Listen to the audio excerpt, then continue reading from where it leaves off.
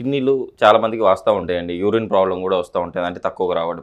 ఈ ప్రాబ్లం నుంచి బయటపడడానికి ఒక మంచి రెమెడీతో మనతో పాటు ఉన్నారు ఎండి ఆయుర్వేద డాక్టర్ టి మహేష్ బాబు గారు. అసలు ఈ రెమెడీ ఏంటి, ఈ రెమెడీతో మన ఈ ప్రాబ్లం నుంచి ఎలా బయటపడవచ్చో డాక్టర్ ద్వారా తెలుసుకుందాం. నమస్తే సార్. నమస్తే అండి. సార్, చాలా వరకు చాలామందికి కిడ్నీస్ వ్యాధులతో చాలామంది బాధపడుతున్నారు. అలాంటి వారికి ఒక మంచి రెమెడీ ఉందంటున్నారు కదా, ఈ రెమెడీ ఏంటి, ఈ రెమెడీని యూజ్ చేస్తే ఎలా మనం ఈ ప్రాబ్లమ్స్ నుంచి బయటపడతాం?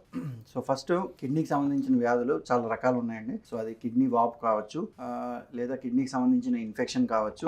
సో వీటిని కిడ్నీ డిసీజ్ అంటారు. సో ఇవి acute kidney disease and chronic kidney disease ఉంటాయి. సో మనం ఈ కిడ్నీ డిసీజ్ని మనం తొందరగా ఐడెంటిఫై చేయగలిగితే అలాంటి వాటిల్లో కేసుల్లో మనం ఇప్పుడు నేను చెప్పబోయేది యూజ్ చేసి కొంతవరకు ఆ కిడ్నీ పనితనాన్ని మెరుగుపరచడానికి ఉపయోగపడుతుంది. అంటే లాస్ట్ స్టేజ్ వరకు వెళ్ళిపోయింది, కొంచెం కష్టం కావచ్చు, కానీ మొదట్లోనే మనం ఐడెంటిఫై చేస్తే కనుక కిడ్నీ పనితీరుని పెంచి వాపు అనేది తగ్గించవచ్చు. సో అదేంటంటే ఇది కోకిలాక్ష అంటారు. నీరుగొబ్బి అని చిన్న ముళ్ళ మొక్క కాలువ గట్ల మీద కూడా చాలా ఈజీగా దొరుకుతుంది. అయితే ఈ మొక్క యొక్క గింజలు తాలింఖానా గింజలు అంటారు వీటిని హిందీలో అండ్ మార్కెట్లో కూడా.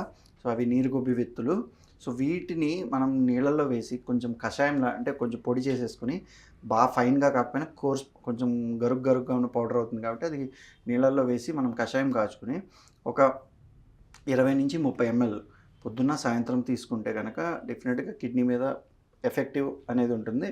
అయితే దీంతో పాటు పల్లేరు కాయలని దొరుకుతాయి. సో ఆ పల్లేరు చూర్ణము కలిపి కషాయం చేసుకుంటే కనుక ఈ కిడ్నీకి సంబంధించిన వ్యాధుల్లో కిడ్నీ పనితీరు మెరుగయ్యి కిడ్నీ వాపులు తగ్గి మనకి పర్సన్ హెల్దీగా అవ్వడానికి ఛాన్స్ ఉంటుంది. మనకు యూరిన్ కూడా రాని వాళ్ళకు కూడా పాస్ అవుతుంది అంటారు. How it's possible sir? అది ఎలాగంటే అండి, ఇప్పుడు నేను చెప్పిన కిడ్నీ వ్యాధులు ఆర్ కిడ్నీ వాపు వీటిలో ఏమవుతుందంటే ఫస్ట్ కిడ్నీ ఫిల్టరేషన్కి యూజ్ అవుతుందండి. సో ఇలాంటి ఫిల్టరేషన్ ఇప్పుడు మనకి బాడీలో ఉన్న వేస్ట్ మెటీరియల్ అంతా లిక్విడ్ ఫామ్లో వచ్చి కిడ్నీ దగ్గరికి వస్తే అది ఫిల్టర్ అయిపోయి మనకి యూరిన్ ఫామ్లో రావాలి.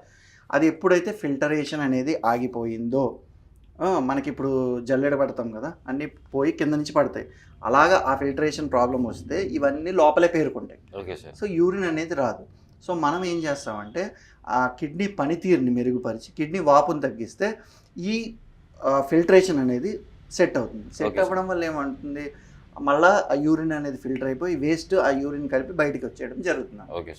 సో ఈ విధంగా ఇది యూరిన్ని రప్పించడానికి హెల్ప్ అవుతుంది. సార్, యాక్చువల్లీ మీరు ఇప్పుడు ఏమంటున్నారంటే వాటర్ కంటెంట్ ఎక్కువ తీసుకోవడం వల్ల కూడా కిడ్నీ ప్రాబ్లమ్స్ వస్తాయి అంటున్నారు. కానీ చాలామంది వాటర్ ఎక్కువగా తీసుకోవాలి అంటారు కదా, అది ఎంతవరకు? వాటర్ కంటెంట్ ఎక్కువ తీసుకోవాలండి. అది ఎవరికి చెప్తామంటే తక్కువ తీసుకునే వాళ్ళకి. అంటే ఇప్పుడు వాటర్ కంటెంట్ తగినంత తీసుకోవాలి అన్నది మా ఉద్దేశం, ముఖ్య ఉద్దేశం. అంతేగాని ఎక్కువ తీసుకోమన్నారు అంటే ఇప్పుడు చెప్పినట్టు 8 లీటర్లు తాగుతున్నా 10 లీటర్లు తాగుతున్నా అంటే అన్ని లీటర్లు 8 లీటర్లు 10 లీటర్లు బాడీ తీసుకోలేదు. కాబట్టి మనకు కావాల్సినంత ఖచ్చితంగా ఇప్పుడు 3 లీటర్లు 4 లీటర్లు తాగండి, అంతవరకు ఒక లిమిట్ ఉంటుంది. అది కూడా మీ శరీరం వేరు నా శరీరం వేరు. సో డిఫరెంట్గా ఉంటుంది. అంతేగాని చెప్పారు కదా అని అందరికీ ఒక 8-10 లీటర్లు తాగడానికి కుదరదు. కాబట్టి వాటర్ మనం పుష్కలంగా తీసుకోవాలి. అందుకే ఫస్ట్ మీరు అన్న క్వశ్చన్కి ఎవరికి వాళ్ళు ఐడెంటిఫై కూడా చేసుకోవాలండి. ఎందుకంటే ఇప్పుడు యాక్చువల్లీ అందుకోసం అడిగాను. ఓవరాల్గా ఒక మనిషి ఎన్ని లీటర్లు తీసుకుంటే కరెక్ట్గా సరిపోతుంది? ఖచ్చితంగా. సో అది మనం డిఫైన్ చేసుకోవడానికి మీకు సింపుల్గా పద్ధతి చెప్తాను, వినండి. ఏంటంటే మనం యూరిన్కి వెళ్తాం కదా, ఆ యూరిన్ డార్క్ కలర్లో ఉందనుకోండి, సో మీరు వాటర్ తక్కువ తాగుతున్నారని అర్థం. సో దాన్ని బట్టి వాటర్ క్వాంటిటీ పెంచండి. అలాగే మన స్కిన్ ఏదైతే ఉందో అది డ్రై అయిపోతూ ఉంటుంది. సో డ్రై అయిపోయి దురద కూడా వస్తూ ఉంటుంది. సో అప్పుడు కూడా మీకు వాటర్ కంటెంట్ తగ్గింది అని అర్థం బాడీలో, అంటే మీరు వాటర్ తీసుకోండి అని అర్థం. సో ఇలాంటివి మీరు చూసుకుంటూ వాటర్ బ్యాలెన్స్ అని చేసుకోవాలి తప్ప, ఇప్పుడు ఫర్ ఎగ్జాంపుల్ ఎక్సర్సైజ్ చేసే వాళ్ళు ఉన్నారు, జిమ్కి వెళ్ళేవాళ్ళు, వాళ్ళు ఎక్కువ తాగుతారు. ఎందుకంటే వాళ్ళు ఎంత ఖర్చు పెడతారు, స్వెట్టింగ్ అనేది వస్తుంది.